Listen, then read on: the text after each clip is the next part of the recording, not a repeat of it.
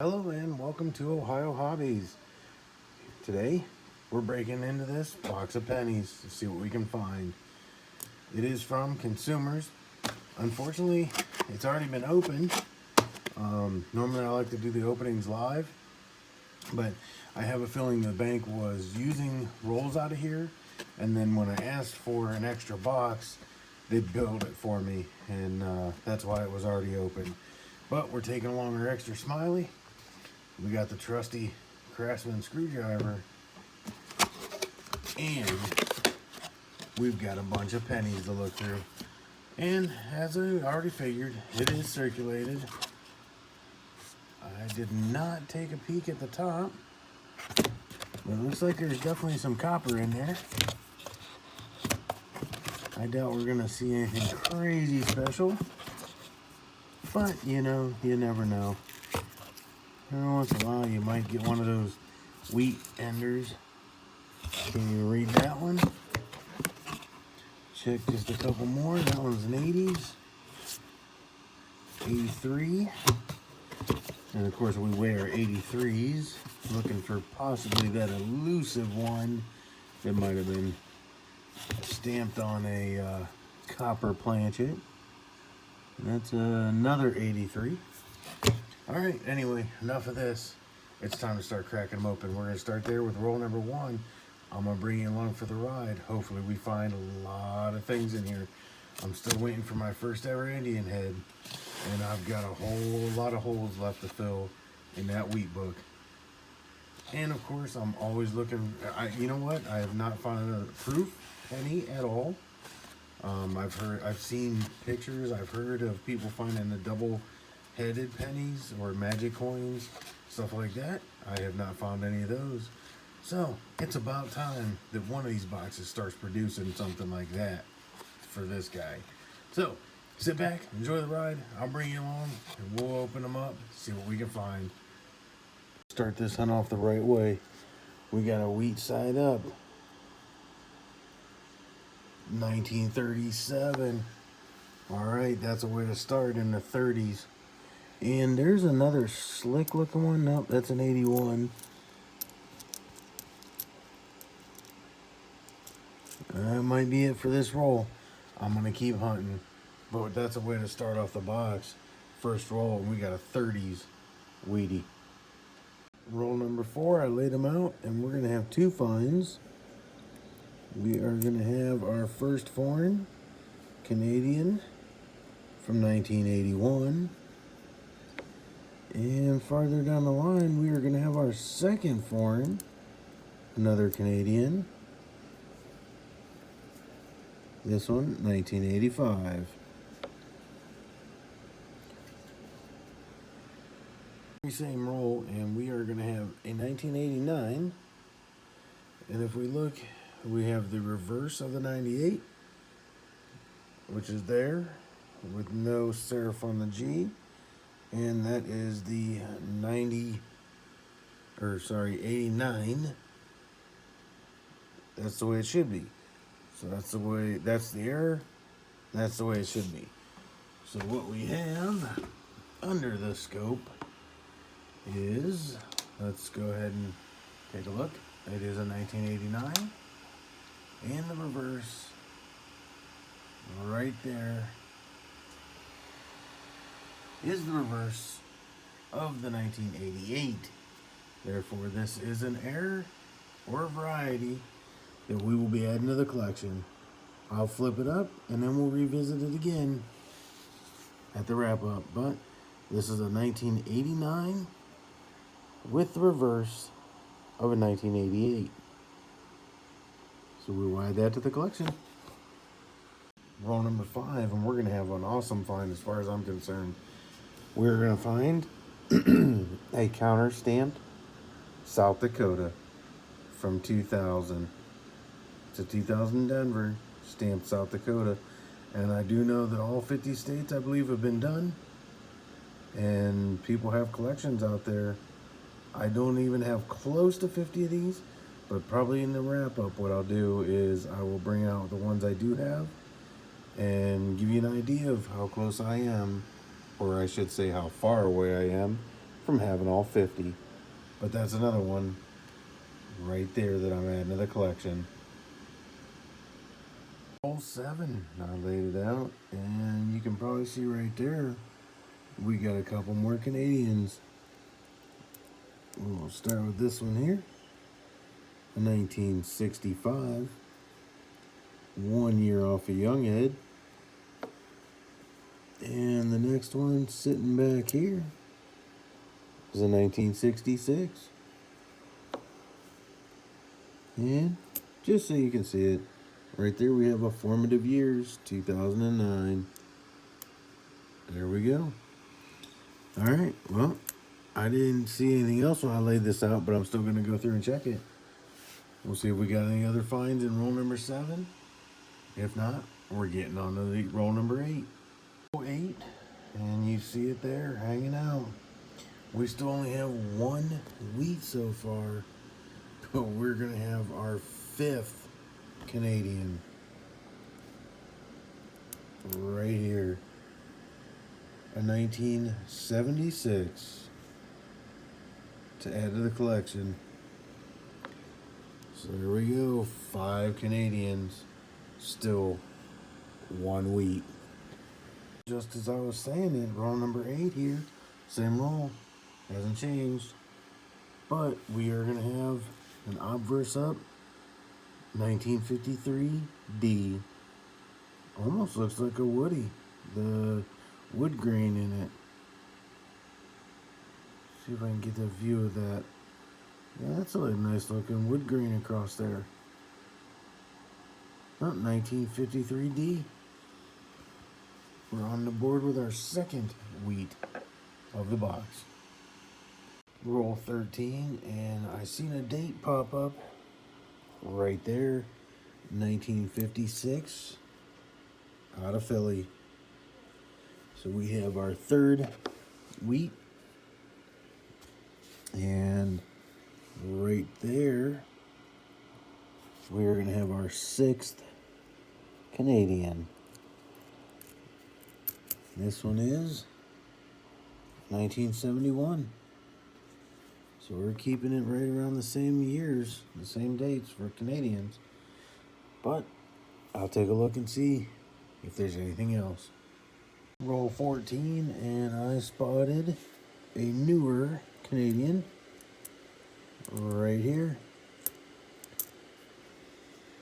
A 2005. There we go. Slide it right up there. Number 7. And I noticed yet another Canadian hanging out right there. We got another 1977. That is number 8 so far. And we still only have 3 wheats. But we got a lot more rolls to go. Roll number 17. And we are going to get wheat scent number 4. 1958 out of Philly.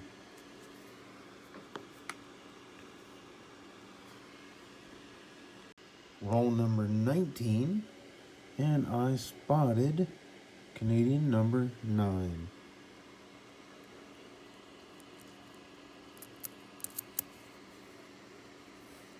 This one is 1986. That is the 9th Canadian. It's unfortunate, no young heads, no King Georges yet, but we're going to keep searching. Roll 26. We had hit a bit of a dry spell, but as I laid them out, I noticed that peeking out at me was a 1945 Philadelphia to add to the collection. That would be wheat number 5. And since we're here, I also seen this one, which would be Canadian number 10. So we have double-digit Canadians, 1987, to add right there. Roll 29, and we are going to get Canadian number 11. I seen it right there.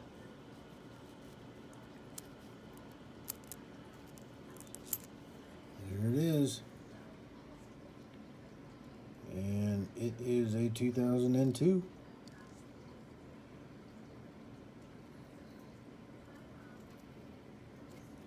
All right. We will add it right there. And keep on searching. Roll 30.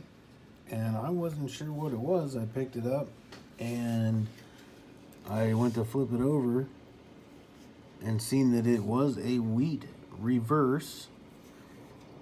And then I decided to rub a little bit and pulled the 1957 Denver so that I could at least see that much on this gunky coin. This thing's pretty bad. It might have been a metal detecting find or something. It looks like it could have been in the ground for a long time. But you can see there, 1957 out of Denver.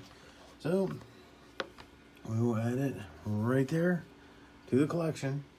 That is now our wheat number 6 for this box. Well, we hit another little bit of a dry spell, but this is roll 34, and we are going to get number 12 of the Forns. Another Canadian hanging out.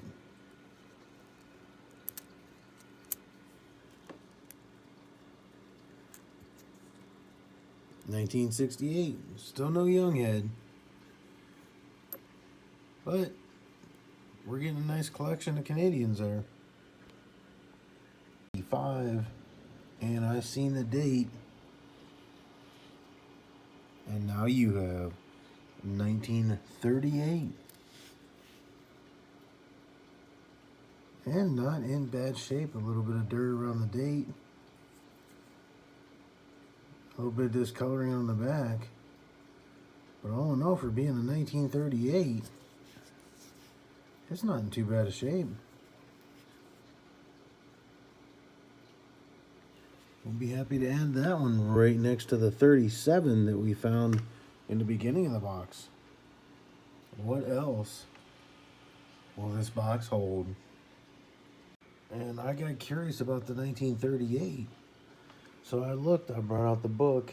Now keep in mind, this book is only from Roll Hunting Finds, but 1938 I don't have.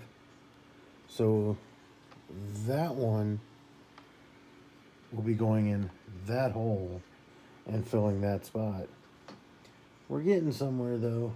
Still need some S, a 49, 47S, the 47 there, 43D and S, 41D, 39S, 37S, 38, no more, 38D and S, 36D and S, and 35D and S.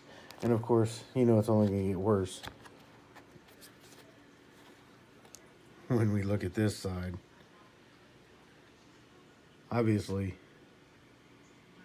we're missing quite a few from coin roll hunting, but we're adding another one to the book, which is always a good thing.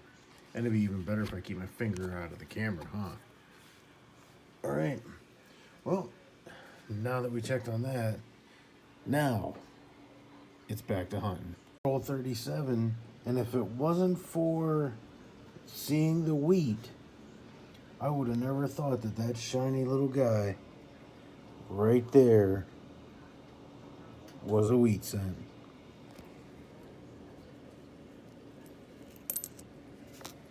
That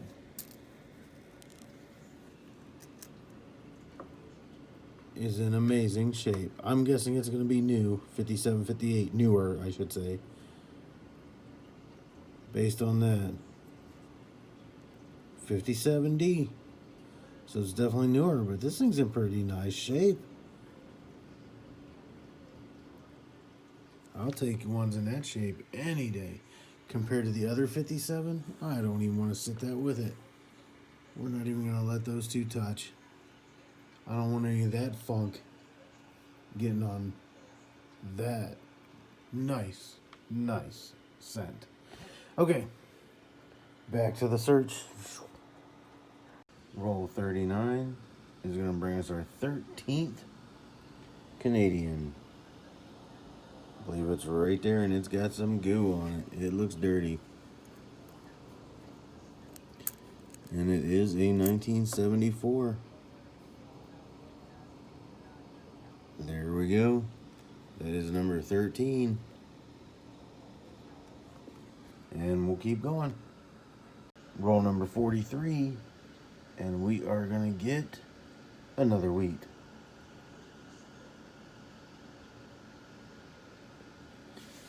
This is going to be, I believe, number 9. 1948, Denver. Not in too bad a shape. And we will add it right next to the 45. Okay, we are going to have the first find I had is going to be our 14th Canadian of the box.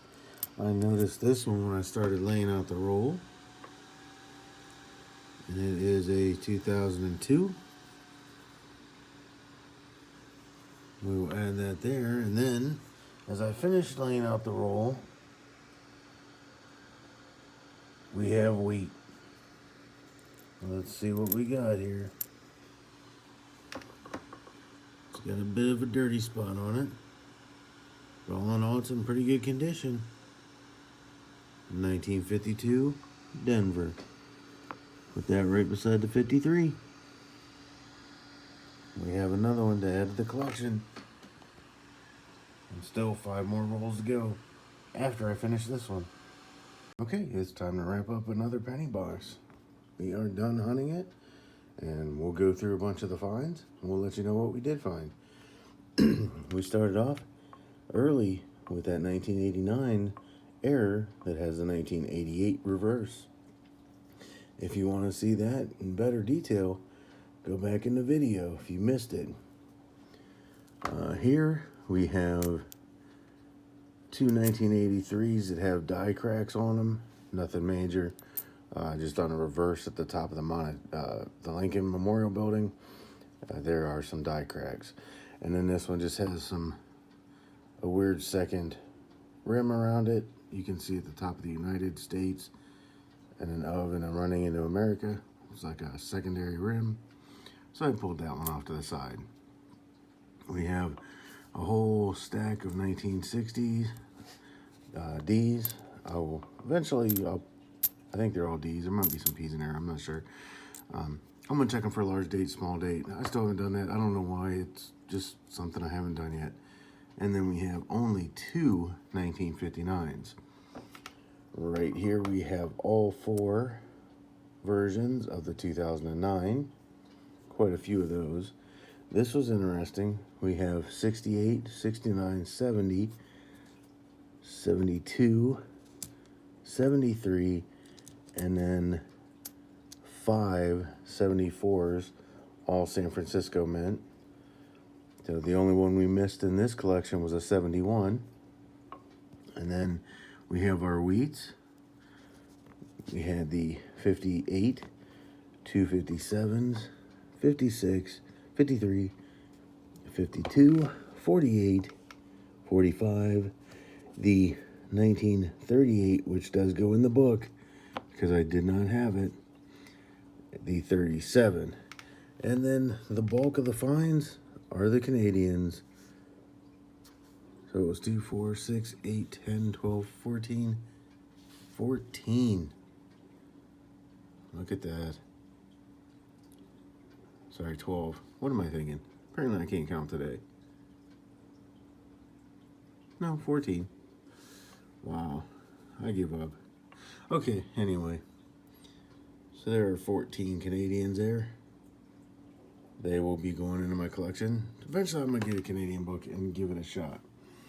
And then early in the box too, we also had the South Dakota Lincoln. And I said I'd show you what I had found so far in rolls. We had another South Dakota on a 74. I have Lincoln facing Lincoln, or Kennedy. The I Love You.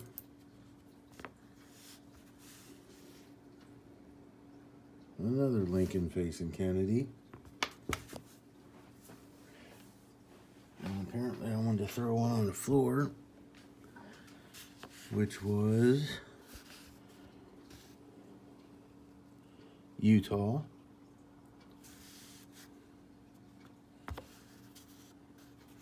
We have, I believe, the Masonic symbol. And another version of the same symbol. So those are all my counter stamps, just in case you were curious. So I only do have 2 states, Utah and South Dakota, unfortunately. But 48 more to go. We'll have a complete collection of those. Okay, that's it for this hunt. I hope you enjoyed it as much as I did. If you would, give me a thumbs up. Hit the like button. Hit the subscribe, turn on the bell. And then down in the description, you're going to find my email and my P.O. box if you wish to send anything my way. Below that, if you are willing, able, and have the means to help with the channel, I accept donations at my PayPal address. Okay, that's it. I want to thank you for watching. And as always, get your hobby on.